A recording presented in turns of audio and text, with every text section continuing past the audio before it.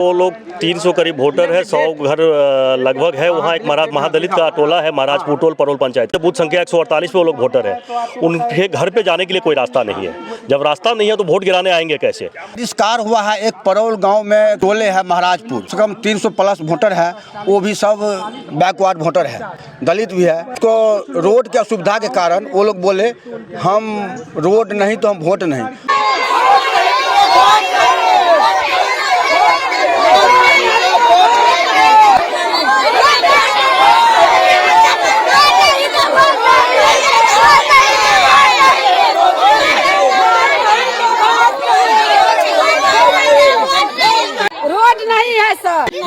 के मन खराब हो जाता है तो झोलना बटा निकला जाता है। हमरा के रोड किया आया है, ये सरकार दिया है, कोई नहीं दिया है।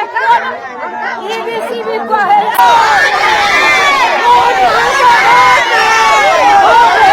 घनश्याम ठाकुर बोला कि ठीक है हम ये रोड हम कल्याण कर देंगे आप लोग का, लेकिन वो जीत करके गया, कुछ ही नहीं किया जी। मांग हमारा ये है सर, यहाँ से 2 किलोमीटर पूरब, 2 किलोमीटर पश्चिम। इतना दुख की बात है, हमारे ये छोटे छोटे नन्हे बच्चे हैं, एक भी मैट्रिक 8वीं पास नहीं है कोई भी।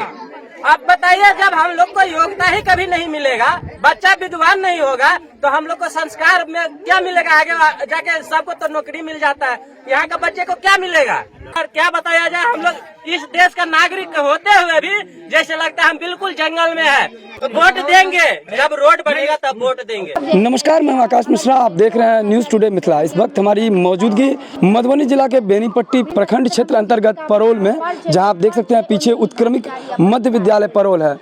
एक तरफ जिलाधिकारी सह निर्वाचन पदाधिकारी अरविंद कुमार वर्मा का लगातार पहल चल रहा है कि मधुबनी संसदीय क्षेत्र में 100% मतदान हो। जिस जगह पे, जिस मतदान केंद्र पर इस वक्त हमारी मौजूदगी है, यहाँ बताया जा रहा है करीब 300 से 350 वोटर ऐसे हैं जो मत गिराने नहीं आए हैं।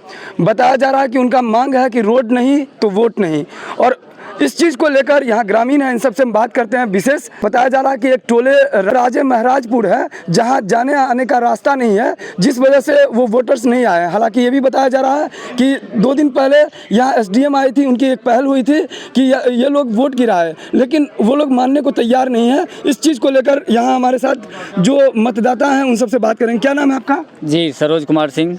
सरोज जी, क्या दिक्कत हो रही है, क्यों ये लोग वोट नहीं गिरा रहे हैं? सर देखिए, इसी गांव के अंतर्गत एक टोल पड़ता है महाराजपुर, जहां दलित, पिछड़ा और अति पिछड़ा लोगों का सिर्फ बस्ती है, और करीब 200-250 घर हैं उस वहां पे। यहां से 2 किलोमीटर की दूरी पे है, और वो लोग पंचायत के एक गांव से दूसरे गांव जाने वाली मुख्य सड़क पे अवस्थित हैं। वहां करीब वोटर की बात करें तो 300-400 करीब वोटर हैं, और उन लोग के आने जाने का रास्ता नहीं है बिल्कुल। मतलब आज़ादी के बाद से अभी तक उन लोगों का कोई डेवलपमेंट का कोई काम हुआ ही नहीं है। अभी भी आप जाएंगे तो 2-2 फीट 1.5 फीट गड्ढा मिलेगा आपको सड़क पे, और मिट्टी का बना हुआ सड़क है। आप 3 महीने उस सड़क पे नहीं जा सकते। तो उन लोगों ने बहुत ही रिक्वेस्ट करा, विधायक से, एमएलसी से, सांसद से, मुखिया जी से, सबसे उन लोगों ने अनुरोध किया कि सड़क बनवाइए, सड़क बनवाइए। लेकिन कहीं ना कहीं वो लोग नज़रअंदाज करते आए हैं इतने दिनों से। उसका ये परिणाम है कि वो लोग इस बार ठाने हैं कि रोड नहीं तो वोट नहीं। इसके लिए जब सोशल मीडिया के माध्यम से एसडीओ मैडम को पता चली, तो वो भी आई हुई थी परसों, वो भी बात करी, और उन्होंने भी अपील की जनता से कि आप लोग वोट कीजिए। वोट बहिष्कार करने से समस्या का समाधान उतना जो आप चाहेंगे जल्दी वो नहीं होगा, इसलिए वोट गिराइए। वोट गिराना आपका अधिकार है। लेकिन वो लोग का साफ कहना है कि जब तक वो रोड नहीं तब तक वोट नहीं। क्या नाम है आपका? सरोज सिंह।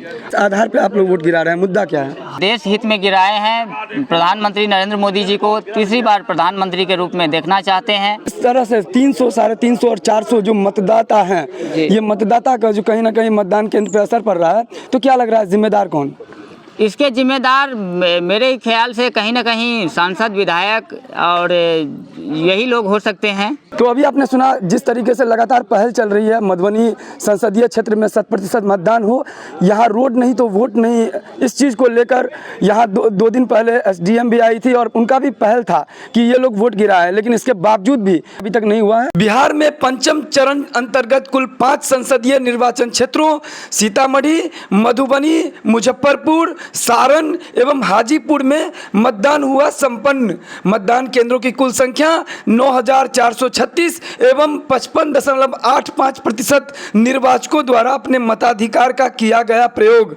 जहां मधुबनी लोकसभा आम निर्वाचन 2019 में मतदान प्रतिशत 53.72 था, वहीं शाम 6 बजे तक इस बार 52.20% निर्वाचकों ने अपना मताधिकार का किया प्रयोग। इससे पूर्व प्रथम चरण में 4, द्वितीय चरण में 5, तृतीय चरण में 5 एवं चतुर्थ चरण में 5 लोकसभा क्षेत्रों में चुनाव हुआ संपन्न। अब तक कुल 24 लोकसभा क्षेत्रों, कुल 145 विधानसभा क्षेत्रों या यूं कहें बिहार में लगभग आधे से अधिक लोकसभा क्षेत्रों में मतदान हुआ संपन्न।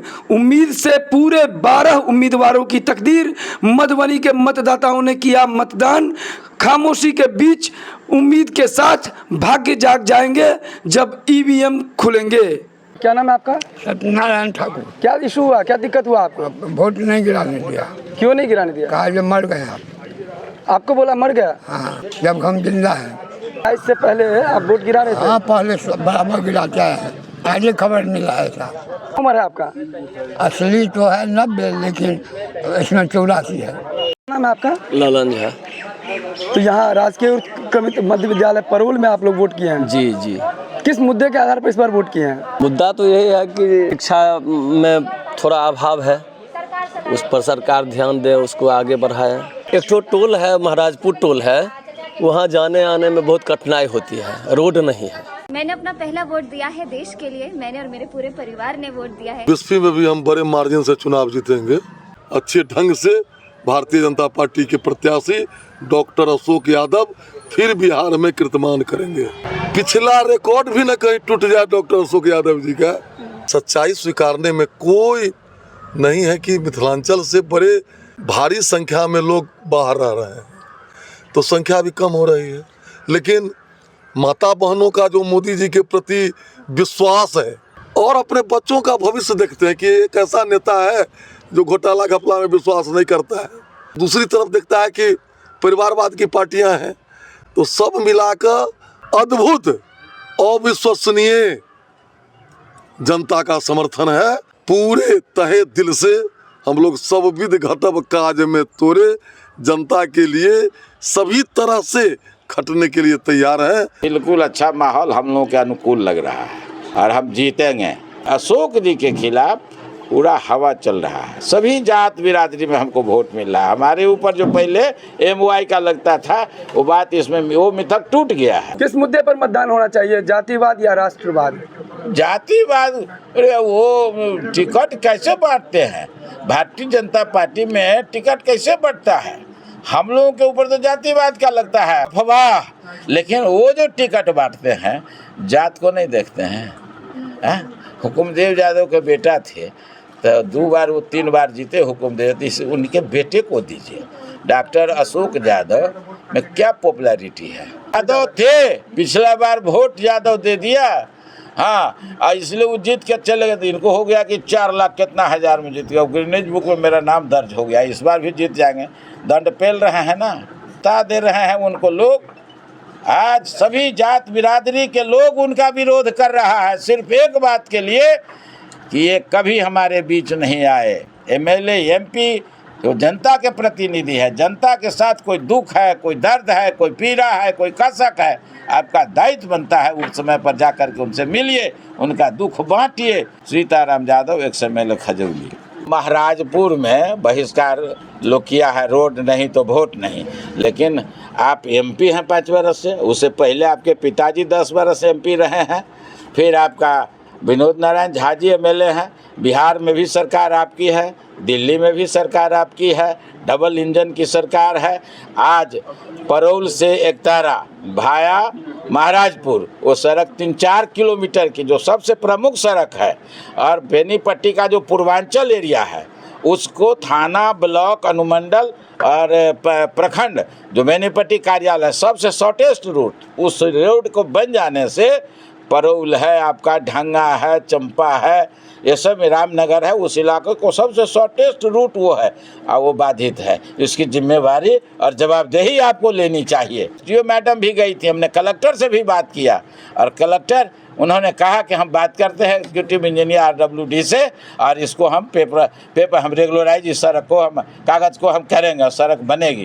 एक तरफ लोकतंत्र का महापर्व, दूसरे तरफ मधुबनी जिला अधिकारी सह निर्वाचन पदाधिकारी के लगातार पहल कि 100% मतदान हो, इसके बावजूद वोट का बहिष्कार करना कितना जायज है? लज्जा होनी चाहिए, शर्म होनी चाहिए। भारत और बिहार के गद्दी पर जो तख्तो ताज पर बैठे हैं उनको वो फिजूल में प्रचार करवाते हैं ये 100% वोट हो। आज सड़क नहीं बना, इसके लिए आज सड़क नहीं बना तो दोषी आप हैं। आज वो आदमी जो वहाँ के गरीब हैं, जो कमज़ोर वर्ग के लोग हैं, सभी गरीब उस टोले में बसते। हमने गया था, किसी का पक्का मकान हमने कहीं कोई नहीं देखा, सब फूस झोपड़ी खोपड़ी में रह रहा है लोग। उस टोले मोहल्ले, गरीब मोहल्ले में सड़क नहीं बनी, जिम्मेदारी तो आपको लेना होगा।